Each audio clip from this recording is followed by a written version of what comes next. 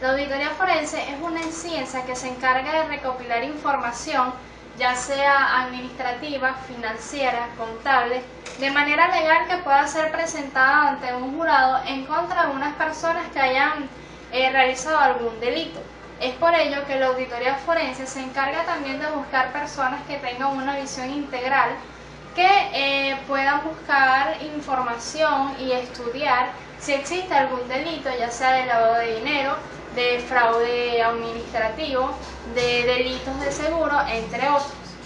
La auditoría forense se podría decir que investiga, analiza, evalúa, interpreta y con base en ello testifica y persuade a jueces, jurados y a otros acerca de la información financiera sobre la cual pesa una presunción de delito. Por lo tanto, esta analiza la información en forma exhaustiva, se piensa con creatividad, posee un sentido común de los negocios, determina los elementos básicos del procesamiento electrónico de datos y tiene excelente capacidad de comunicación. Debe tener completa discreción, amplia experiencia y absoluta confianza. Es conocedora además de temas contables, de auditoría, de criminología, de investigación y de temas legales como tal, ¿no? Hablando un poco sobre la historia de la auditoría forense, antes del año 1900 la auditoría tenía como objetivo principal detectar errores y fraudes. Con frecuencia incluían el estudio de todas o casi todas las transacciones registradas. También, posteriormente, en el siglo XX, la auditoría se alejó del enfoque de la detección de fraudes y se diseccionó hacia la determinación de si los estados financieros presentaban razonablemente la posición financiera y los resultados de las operaciones. Fue en la década de los 60 cuando en Estados Unidos la detección de fraudes asumió un papel más importante en el proceso de la auditoría. En 1972 se dio inicio al análisis de fraude en los estados financieros. El fraude de Watergate, a la luz de este escándalo que involucran funcionarios del gobierno de Estados Unidos. El gran auge de la auditoría forense se sitúa entre los años 1970 y 1980, como una herramienta para suministrar pruebas a los fiscales. En 1990 inicia la globalización de la disciplina y es en 1998 cuando surge la Asociación de Examinadores de Fraude Certificado. Es una agrupación donde es una principal organización antifraude en el mundo y agrupa especialistas, investigadores, auditores, abogados, contadores profesionales y auditores interesados en el tema. La evolución de la auditoría ha buscado adaptarse a nuevos procesos derivados de la globalización. Como parte de esta evolución se ha tratado de ofrecer nuevos modelos de auditoría, dentro de las cuales se encuentra la auditoría forense. Los objetivos de la auditoría forense se clasifican, o bueno, podríamos nombrar los siguientes. Sería luchar contra la corrupción y el fraude. Esto sería que el auditor realice el estudio de las personas a ver si están cometiendo algún delito y si encuentra alguna actividad que no debería hacer, presentarlas ante las entidades correspondientes para que evalúen si existe alguna violación. Evitar la impunidad, ya que a pesar de que se hacen la auditoría y se realizan los estudios, siempre hay personas que buscan la manera de tapar dichos fraudes. Entonces se trata de implementar los medios actuales para que se lleve a una justicia con certeza. Disuadir en los individuos la práctica deshonesta, promoviendo la responsabilidad y transparencia en los negocios. Credibilidad de los funcionarios e instituciones públicas. Esto se logra haciendo que los funcionarios e instituciones públicas se presenten ante las entidades correspondientes para presentar la información y ver que ésta sea verdadera. El perfil de un auditor forense, bueno, este tiene que ser perspicaz, debe tener un conocimiento de psicología, debe tener una mentalidad investigadora, mucha automotivación, habilidades de comunicación y persuasión, habilidad de comunicar en las condiciones de ley y experiencia en el campo de la auditoría. En los componentes del planteamiento de un proyecto de auditoría forense, estos se rigen por ciertos pasos que hay que realizar. El primero de ellos es la evaluación de los riesgos de la aceptación, es decir, el auditor tiene que estudiar los riesgos que pueden llevar a realizar dicho proyecto. El segundo sería la definición de los términos del trabajo. Una vez que el auditor realice el estudio de los riesgos, él debe de informarle al cliente todos los servicios que él va a prestar y ver el nivel en que él va a trabajar. Planificación. El auditor decide el enfoque general, equipo de trabajo y atribuciones, oportunidad de los procedimientos, el uso de los especialistas, programas de auditoría y estrategia general de auditoría. El siguiente paso sería la ejecución. El auditor lleva a cabo los procedimientos planificados, reúne la evidencia de auditoría, procede papeles de trabajo que documentan su labor y la calidad y la cantidad de evidencia recolectada. Y por último se llega al paso de la conclusión.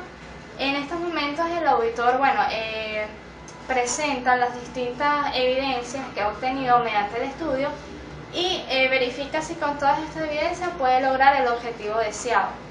En esta etapa se lleva a cabo lo siguiente: la evaluación de los resultados de la auditoría, la identificación de los problemas a solucionar, la identificación de las mejoras a reportar, la evaluación de los riesgos y sus defectos y el análisis de las causas y posibles soluciones a los problemas que dan origen al riesgo. Muchas gracias. Mi nombre es Guillermo Seminario, les voy a hablar sobre los métodos utilizados para abusar de las nuevas tecnologías y cómo detectarlos y protegernos. Para hablar sobre esto, primero hay que saber lo que es la seguridad de la información, que no es más que las técnicas utilizadas por el hombre y las organizaciones para resguardar y proteger la misma, siempre buscando mantener la confidencialidad, integridad y disponibilidad de la misma. Tenemos ciertas definiciones básicas dentro del concepto, dentro de la seguridad de la información, como son los ataques o el ataque, que no es más que un intento de destruir, exponer, alterar, inutilizar, robar o tener acceso o uso no autorizado de un activo, entendiéndose como activo todo aquello que representa un valor para la empresa u organización. Existen diferentes tipos de ataques. Dentro de estos tipos tenemos el ataque de acceso, de modificación, de denegación de servicios y de refutación. El ataque de acceso es un intento de obtener información que un atacante no está autorizado a ver. Se clasifica en fijoneo, escucha furtivamente, e intersección. El ataque de fijoneo se trata del atacante hurga dentro de la información, dentro de archivos, tratando de encontrar información relevante, información que él requiere. La escucha furtiva se basa en escuchar una conversación en la que no se forma parte. En este tipo de ataque, el atacante se coloca entre la transmisión de los datos, entre la transmisión de la información, y escucha sin que los que participan en la información se den cuenta.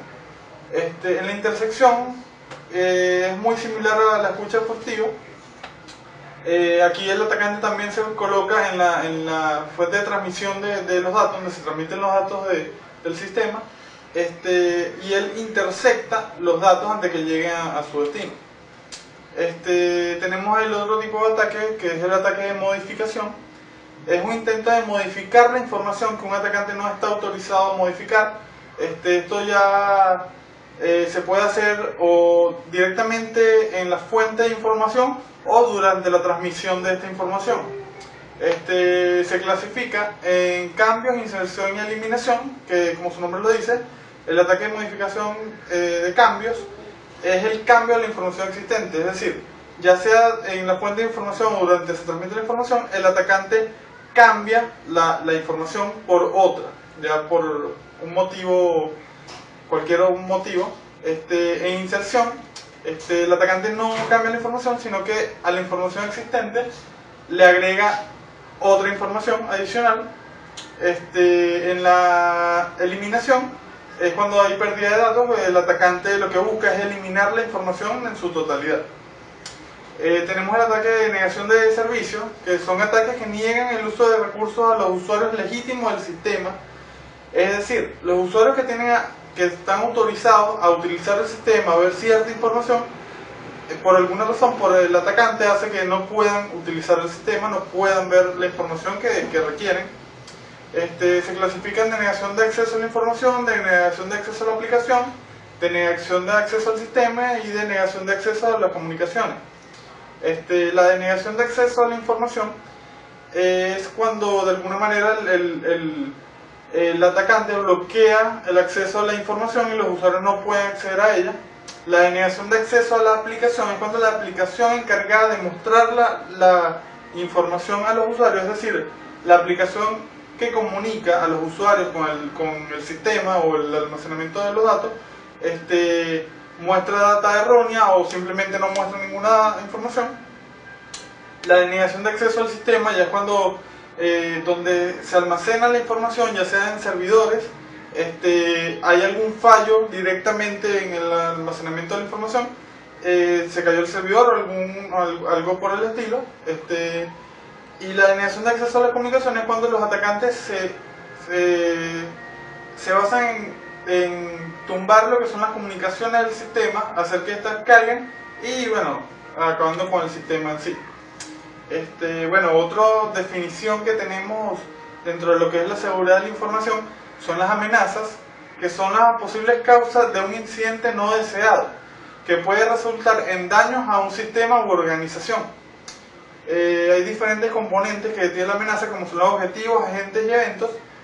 Los objetivos son aspectos de la seguridad que puede ser atacado, cualquier activo que pueda ser atacado. Los agentes son las personas u organizaciones que originan la amenaza, ya los atacantes. Y los eventos es el tipo de acción que representa una amenaza. Y la vulnerabilidad, que es la posibilidad de la ocurrencia de una amenaza sobre un activo. Bueno, ya vamos a llegar a lo que es la auditoría en la seguridad de la información. Ella lo que se basa principalmente en identificar y describir las diversas vulnerabilidades a las que pudiera estar sometido un sistema de información. Luego de identificar estas vulnerabilidades, luego de tener esta información, se tiene que archivar e informar a los diferentes responsables para ya sea actualizar o implementar nuevos sistemas de seguridad de la información de una manera lineal, una manera continua, donde se pueda aprender de errores pasados. Siempre la auditoría de la seguridad de la información es realizada por profesionales en el área de informática, que son los más capacitados para esta tarea. Al momento de realizar una auditoría en la seguridad de la información, hay que seguir ciertos estándares, ciertas reglas, ciertos puntos o pautas. Entre estas tenemos la ISO 27002, que se caracteriza por ser una estandarización internacional de seguridad de la información, de pautas que deben llegar a un sistema de seguridad de información. Al momento de realizar una auditoría de seguridad de la información, se extraen del ISO 27002 11 puntos vitales que deben ser incluidos.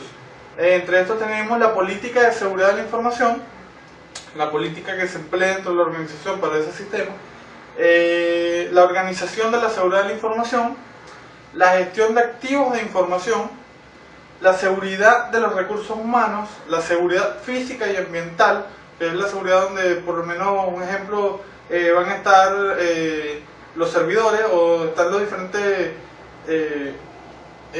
activos que harán la red o la transmisión de los datos. Tienen que cumplir con cierta seguridad física y ambiental para que funcionen bien. La gestión de las comunicaciones y operaciones, los controles de acceso, que esto ya es aplicar diferentes tipos de usuarios, diferentes tipos de claves, el cifrado y descifrado de los datos.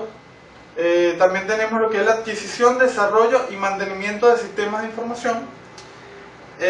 También tenemos la gestión de incidentes en la seguridad de la información, gestión de continuidad del negocio, esto ya es prevención, y también tenemos el cumplimiento, no es solo definir estos puntos, sino que también asegurarnos de que se cumplan todos los puntos en su totalidad. Bueno, esto fue todo, muchas gracias.